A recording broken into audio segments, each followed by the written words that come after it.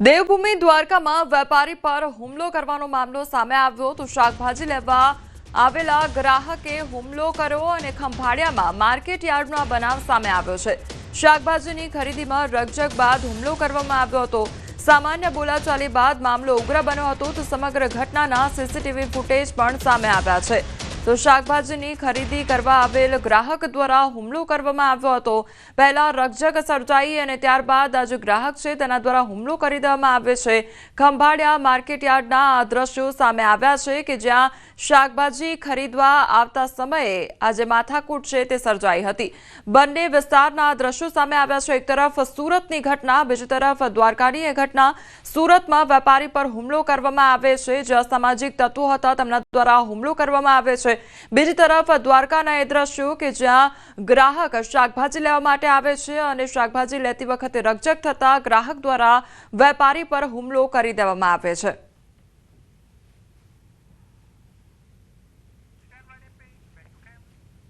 દાહોદમાં અજાણ્યા વાહનની અડફેટે બેના મોત નીપજ્યા હોવાનો મામલો સામે આવ્યો છે।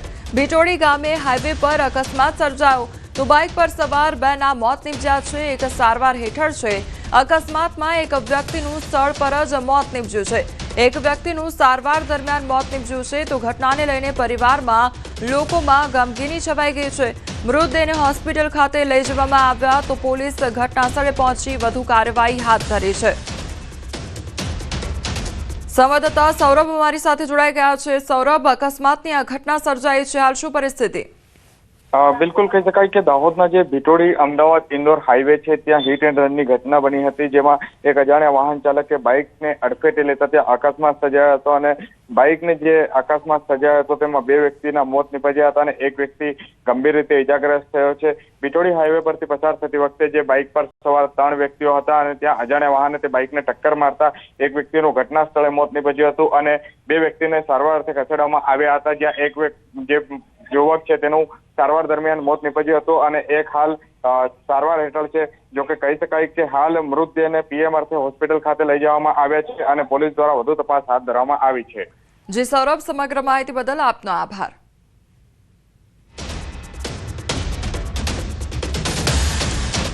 સુરેન્દ્રનગર જિલ્લાને કચ્છ સાથે જોડતા મુખ્ય રસ્તા પર બ્રિજના અધૂરા કામથી હજારો લોકોને હાલાકી વેઠવાનો વારો આવ્યો છે। ગંભીર આ બ્રિજ દુર્ઘટના બાદ સફાળા જાગેલા તંત્રએ આ બ્રિજ બંધ કરીને સમારકામ શરૂ કર્યું હતું અને આ કામ 90 દિવસ સુધીમાં પૂરું કરવા માટે જણાવ્યું હતું, પરંતુ સમય મર્યાદા વીતી ગયાના 15 દિવસ પછી પણ કામગીરી અધૂરી છે। બ્રિજ બંધ હોવાથી વાહન ચાલકોને કેનાલની બાજુમાં આવેલા અત્યંત બિસ્માર ડાયવર્ઝનનો ઉપયોગ કરવો પડી રહ્યો છે, જેનાથી દુધરેજ આસપાસના ગ્રામ્ય વિસ્તારોના લોકોને સુરેન્દ્રનગર લોકોને પણ ભારે હાલાકી પડી રહી છે। 3 મહિના ઉપર ચાલુ થઈ ગયા હોવા છતાં પણ આ પુલનું કામ હજી પૂર્ણ થયું નથી અને જે આપવામાં આવેલ ડાયવર્ઝન લગભગ 2 થી 2.5 કિલોમીટર દૂર અને એટલી હાલતમાં ખરાબ છે કે ધૂળની ડમરી, લોકો એટલા બીમાર પડી રહ્યા છે કે ના પૂછો વાત। અને છેલ્લા અહીંથી આજ પુલ ઉપરથી લગભગ અંદાજે રોજના 2 થી 3 હજાર વાહનો આજથી પસાર થઈ રહ્યા છે, ત્યારે લોકોને ખૂબ જ હેરાન પરેશાન થયા રહ્યા છે। બધા પબ્લિકને ફૂલ તકલીફ પડે છે, બરોબર। અહીંયા બાકાતરી ધાંગધ્રાથી ખોડુથી જે માણસો આવે જાય એને તકલીફ પડે છે। બીજું રિક્ષાવાળા ભાડા ડબલ કરી નાખ્યા છે, બરોબર। અહીંથી જયારે નીકળે માણસો ત્યારે અહીંયા પેલો જયારે પુલ આગળનો ભર્યું ત્યારે આ પારી ઉપરથી ઠેકીને જતા હતા બધા, એમાં એક દીકરી પડી ગઈ, એ તો ભાગ્યશાળી કે એનો પગ પેલા પિલરના ઓલામાં ભરાઈ ગયો તો બચી ગઈ, બરોબર। આ કઈ કામ કરતા નથી ને કેદી કરે પૂરું એનું કઈ નક્કી નથી। સુરેન્દ્રનગર નજીક દુધરેજ નર્મદા કેનાલ પર આવેલો પુલ જર્જરિત બનતા તંત્ર દ્વારા આ પુલ સમારકામના નામે બંધ કરવામાં આવ્યો હતો અને ત્યારે તંત્ર દ્વારા 90 દિવસમાં આ બ્રિજનું જે છે રિપેરિંગની કામગીરી છે પૂર્ણ કરવાની જાહેરાત કરવામાં આવી હતી। જે રિપેરિંગનું કામ ચાલી રહ્યું હતું ત્યાં કામની બહાર એક મસ્ત મોટું બોર્ડ પણ મારી દેવાયું હતું કે આ પુલનું કામ છે માત્ર 90 દિવસમાં પૂર્ણ કરી અને રાબેતા મુજબ છે એ પુલ ફરીવાર શરૂ કરવામાં આવશે, પરંતુ આ કામગીરી જે 90 દિવસની સમય મર્યાદા હતા તેને પૂર્ણ થઈ જવા છતાં હજુ સુધી છે એ પુલ છે રાબેતા મુજબ વાહન ચાલકો માટે ફરી શરૂ કરવામાં ન આવતા સુરેન્દ્રનગરથી ધાંગધ્રા કચ્છ સહિતના જે વિસ્તારો છે તે તરફ જતા રોડના હજારો વાહન ચાલકો છે હાલાકીનો સામનો કરી રહ્યો છે, ત્યારે તંત્ર દ્વારા તાત્કાલિક આ બ્રિજનું કામ છે એ પૂર્ણ કરી અને રાબેતા મુજબ શરૂ કરવામાં આવે તેવી વાહન ચાલકોમાં માંગ ઉઠવા પામી છે. અક્ષય જોશી, ન્યૂઝ 18 ગુજરાતી, સુરેન્દ્રનગર. છોટાઉદેપુરમાં વીજ પોલ તૂટેલી હાલતમાં જોવા મળ્યો અને બોડેલી એપીએમસીમાં વીજ પોલ તૂટેલી હાલતમાં જોવા મળ્યો છે.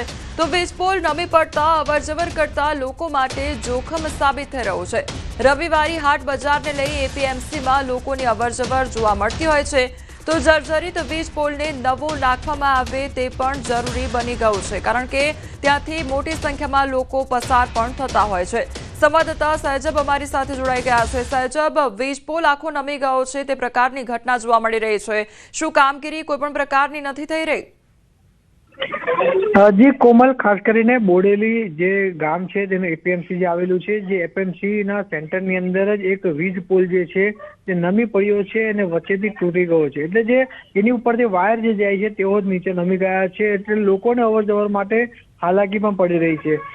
જીવનું જોખમ તો એ માટે કહેવાય, કારણ કે આજે જ્યારે રવિવાર છે અને જે છોટાઉદેપુર જિલ્લો આદિવાસી જિલ્લો છે અને આદિવાસી જિલ્લાની અંદર હાટ બજારો ભરાતા હોય છે, ત્યારે બોડેલીના એપીએમસી ની અંદર જ આજે રવિવારનો હાટ છે. મોટી સંખ્યામાં આસપાસના વિસ્તારના લોકો પણ હાટ બજારમાં આવ્યા છે, પરંતુ આજે આ વીજ પોલ જે છે તે તૂટી ગયો છે, નમી પડ્યો છે, એટલે ચોક્કસથી જીવનું જોખમ કહી શકાય. આજે એપીએમસી ની અંદર કપાસની ગાડીઓ પર લઈને લોકો આવતા હોય છે, એટલે ચોક્કસથી આજે તો રવિવાર છે, કાલથી ગાડીઓ પણ ચાલુ થશે, એટલે એક જોખમ કહી શકાય. પરંતુ હજુ સુધી કોઈ પણ કામગીરી કરવામાં આવી નથી. જલ્દીથી આની કામગીરી કરવામાં આવે અને જે વીજ પોલ જે તૂટી ગયો છે એની જગ્યા પર નવો વીજ પોલ નાખવામાં આવે તેવી લોક માંગ કરી રહ્યા છે. સાથે સાથે જે એપીએમસી નો વિસ્તાર છે, એપીએમસી ના વિસ્તારની અંદર જે પણ વીજ પોલ છે જે જર્જરિત છે, જૂના છે, તેને કાઢીને નવા નાખવામાં આવે તે ખૂબ જરૂરી બન્યું છે. જી કોમલ. સહેજબ, જે આ વીજ પોલ છે તે નમી પડ્યો છે, કેટલા દિવસથી આ પ્રકારની ઘટના જોવા મળી રહી છે? આસપાસના લોકોને કેટલી હાલાકી અને શું આજુબાજુના વિસ્તારમાં પણ હજુ આ પ્રકારની પરિસ્થિતિ જોવા મળી રહી છે?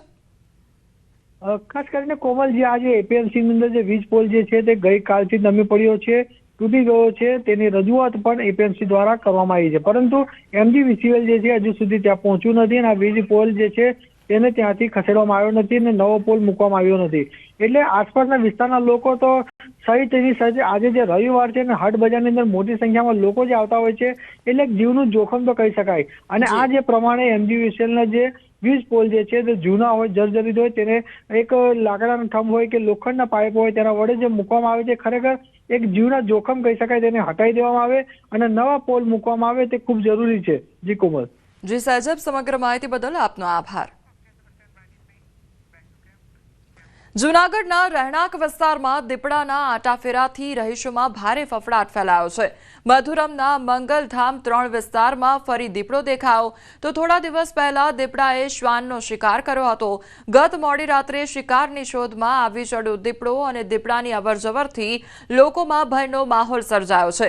દીપડાને પકડવા વન વિભાગે પાંજરા ગોઠવ્યા છે, તો દીપડાની દહેશત જોવા મળી રહી છે અને જેના કારણે જે આસપાસના સ્થાનિક લોકો છે તેમનામાં ડરનો માહોલ જોવા મળી રહ્યો છે.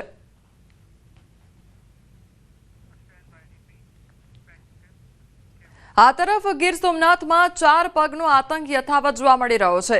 કોડીનારના વલાદર ગામે દીપડાએ હુમલો કર્યો, ત્યારે જાહેર રસ્તા પર જતા સમયે 50 વર્ષીય મહિલા પર હુમલો કરવામાં આવ્યો હતો.